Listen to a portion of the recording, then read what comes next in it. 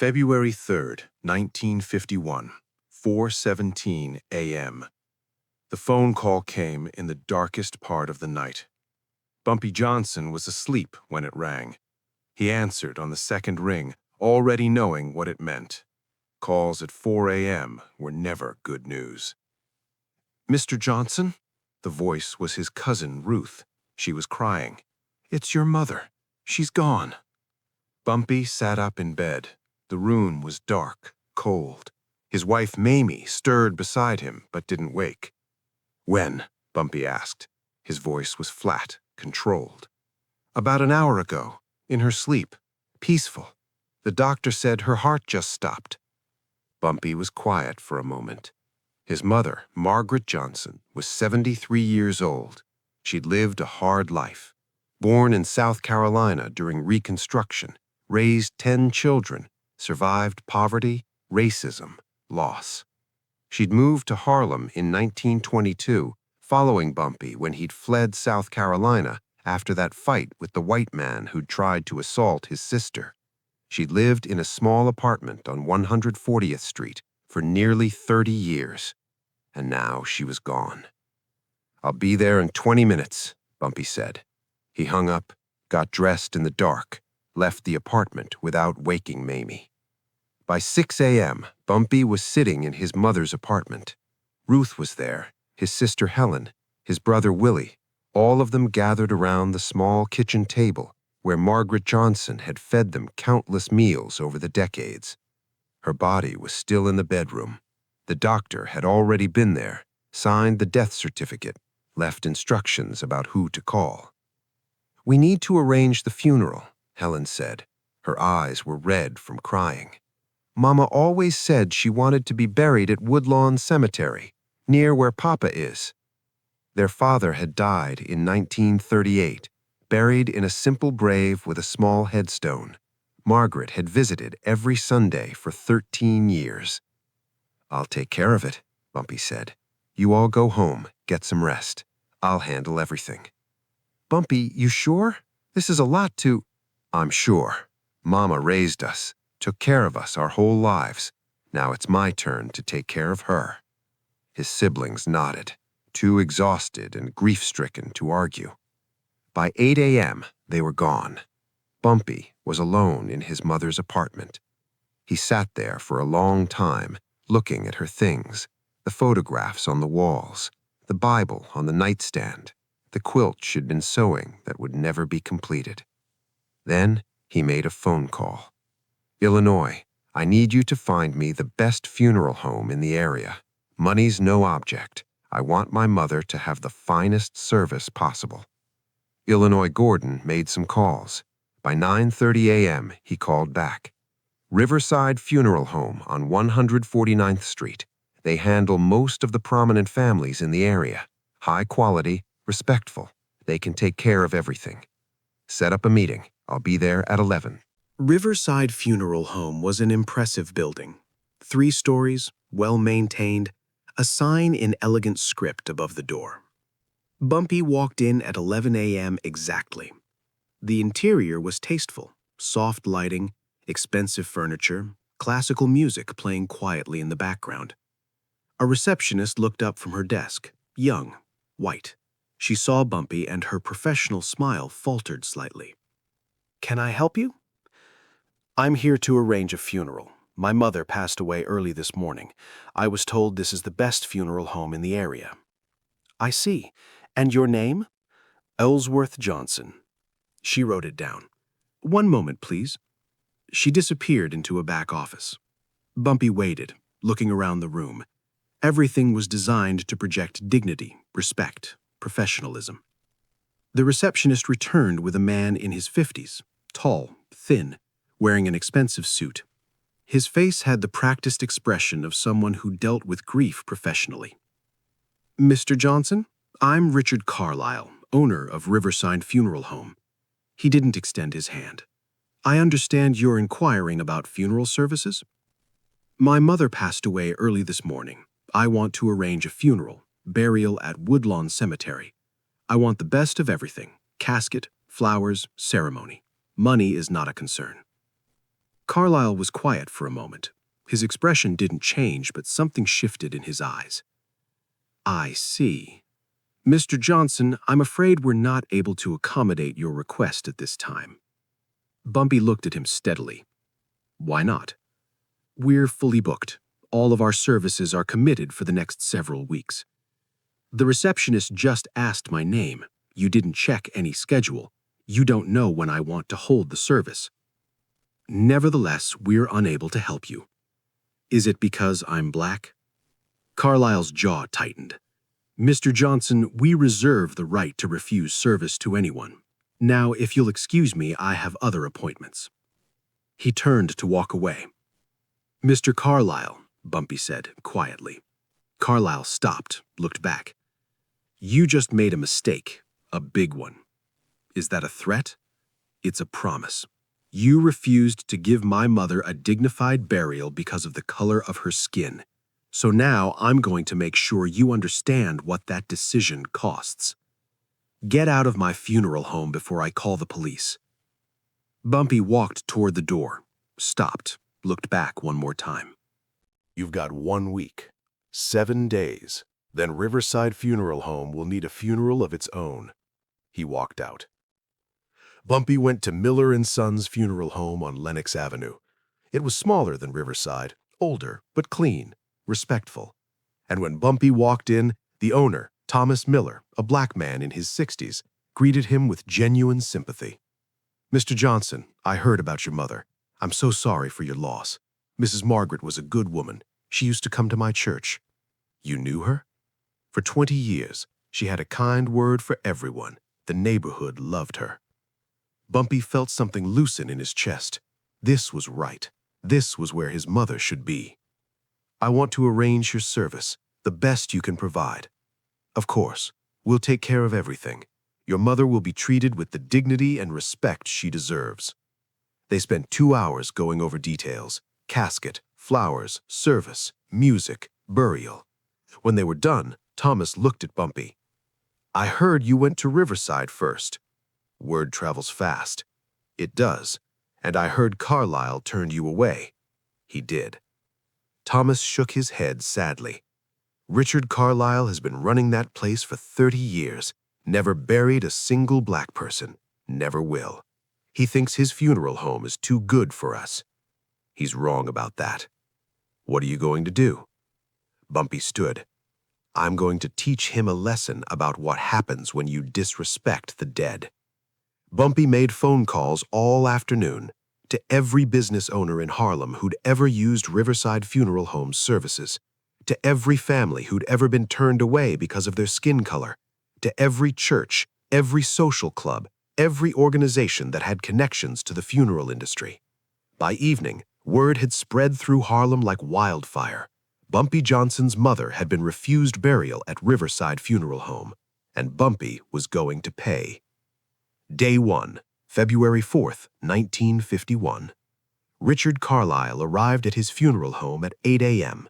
There were people outside, 20 of them, black men and women, standing quietly on the sidewalk in front of his building. Not protesting, not shouting, just standing there. Carlyle ignored them, unlocked the door, went inside. By 9 a.m., there were 50 people. By 10 a.m., 100. They didn't block the entrance, didn't prevent anyone from coming or going, just stood there in silent witness. Carlyle called the police. 2 officers arrived, looked at the crowd, talked to a few people. They're not breaking any laws. They're on public property. They're not trespassing. There's nothing we can do. They're intimidating my customers. Are they threatening anyone? No, but then they're exercising their right to peacefully assemble. Unless they break the law, we can't move them. The officers left. The crowd stayed. By noon, Carlyle had received cancellation calls from 3 families. They didn't want to hold services at a funeral home with protesters outside. By evening, the crowd had grown to 200 people. They stayed until 9 p.m., then dispersed quietly. Carlyle locked up, went home, and worried. Day 2, February 5th, 1951. The crowd returned at 7 a.m., larger now, 300 people. But they did something different this morning. They were praying, standing on the sidewalk, heads bowed, hands clasped, ministers leading them in prayer for Margaret Johnson, for all the black families who'd been turned away, for Richard Carlisle's soul. Carlisle watched from his window.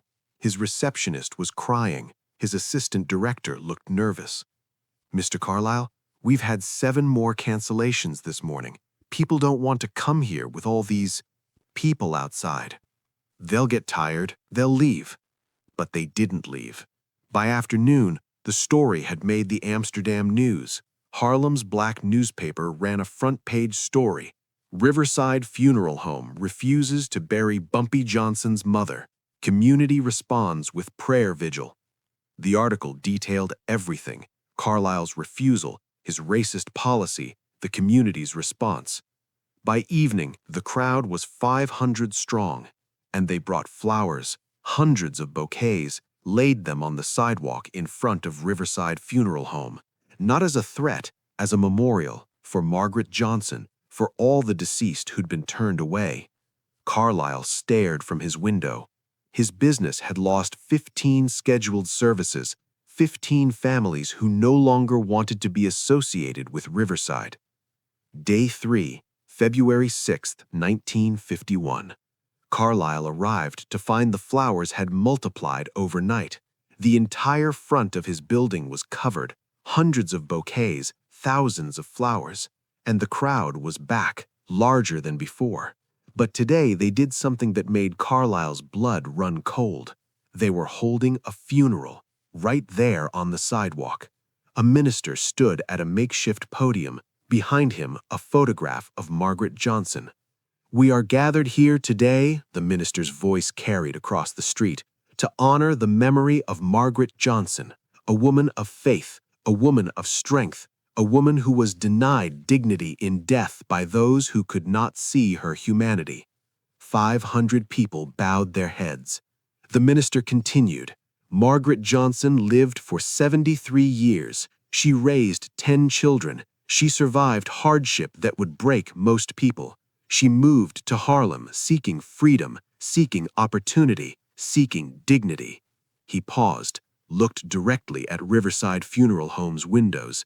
"And in death, she was turned away because the color of her skin mattered more than the content of her character." The crowd was silent, respectful, mourning. "But Margaret Johnson will be buried with honor at Miller & Sons Funeral Home, a place that sees her humanity, that recognizes her worth, that understands that dignity in death is not reserved for the wealthy or the white."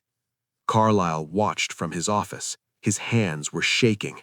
His phone rang. His largest corporate client, a company that had used Riverside for executive funerals for 20 years. "Richard, we need to talk about our contract." What about it? We're terminating it. We can't be associated with a business that's making national news for racism. National news? The story has been picked up by the New York Times. It's going to run tomorrow. We can't afford that kind of publicity. The call ended. Carlisle put down the phone, walked to the window. The funeral on the sidewalk was ending. 500 people filing past Margaret Johnson's photograph, paying respects to a woman they'd never met. And Carlisle realized something. He wasn't just losing business. He was losing everything. Day 4, February 7th, 1951. The New York Times article ran on page 3. Harlem community mourns woman denied burial at White Funeral Home. The article was detailed, fair. It presented both sides, but the facts spoke for themselves. Riverside Funeral Home had refused service to a black family. The community had responded with peaceful protest. The business was suffering. By noon, Carlisle had lost 40% of his scheduled services. By evening, his 2 assistant directors had quit. They didn't want to work for a business that was becoming synonymous with racism. Carlisle sat alone in his office. The building was empty. His staff had gone home. The crowd outside had dispersed, but the flowers remained, covering the sidewalk, a constant reminder. The phone rang. "Mr. Carlyle, this is Ellsworth Johnson." Carlyle's jaw tightened. "What do you want?" "I told you that you had 1 week. It's been 4 days. Your business is dying. You've lost half your clients. Your reputation is destroyed, and it's only going to get worse. You can't do this. This is extortion." "No, this is consequences.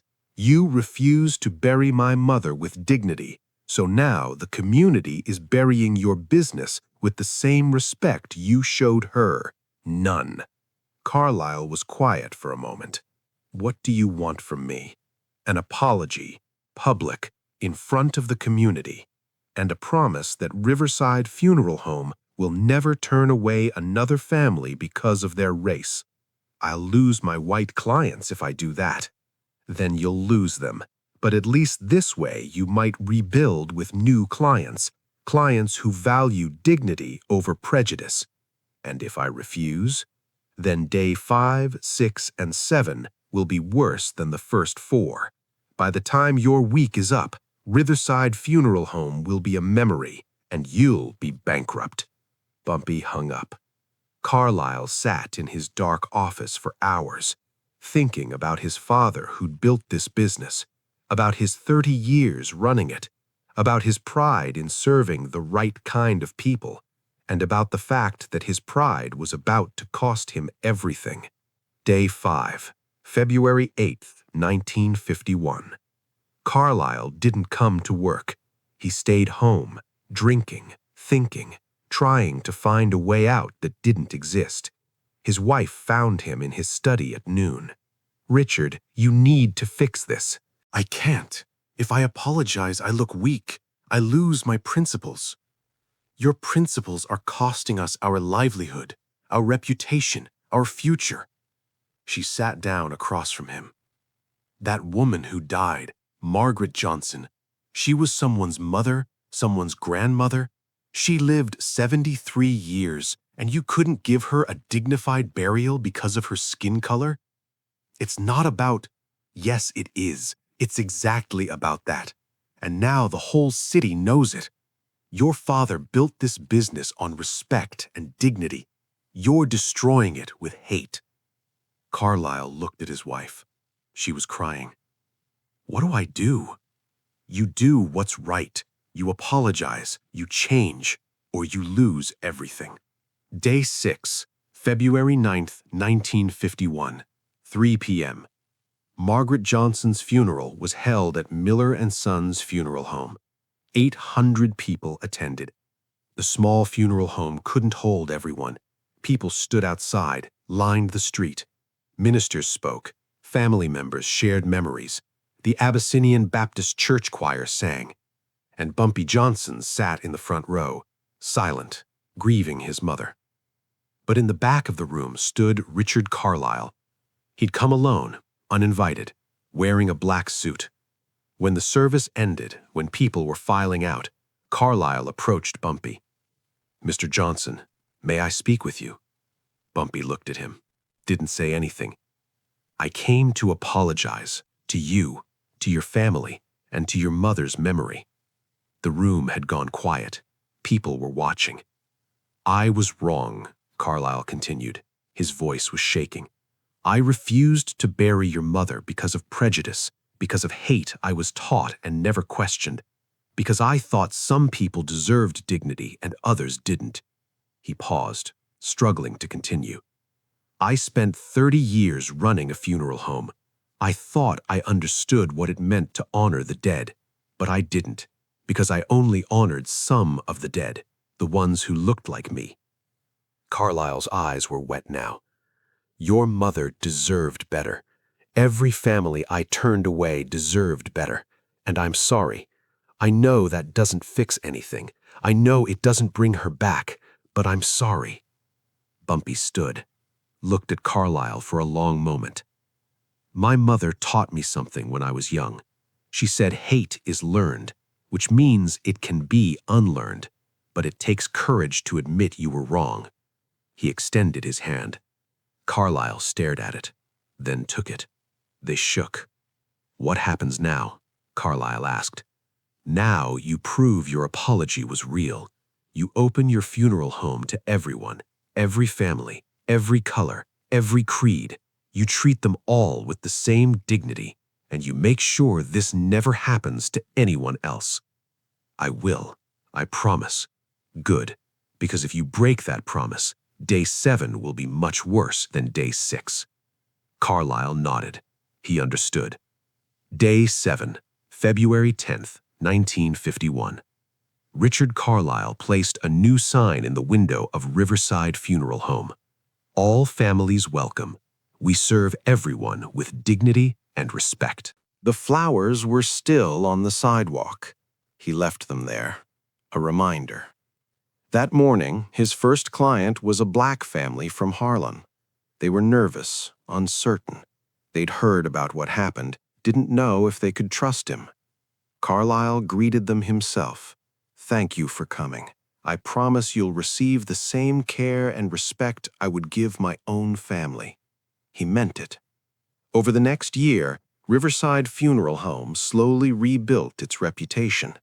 Some of Carlyle's old white clients never returned. They couldn't accept that he now served black families.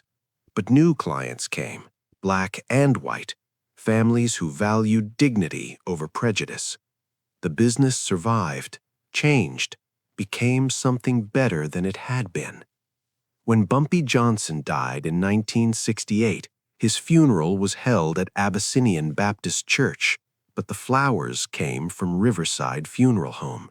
And Richard Carlyle, now 74 years old, retired but still respected, attended the service. He sat in the back, paying respects to the man who'd taught him the most important lesson of his life, that dignity in death isn't earned by money or skin color. It's a human right, and denying it to anyone diminishes us all.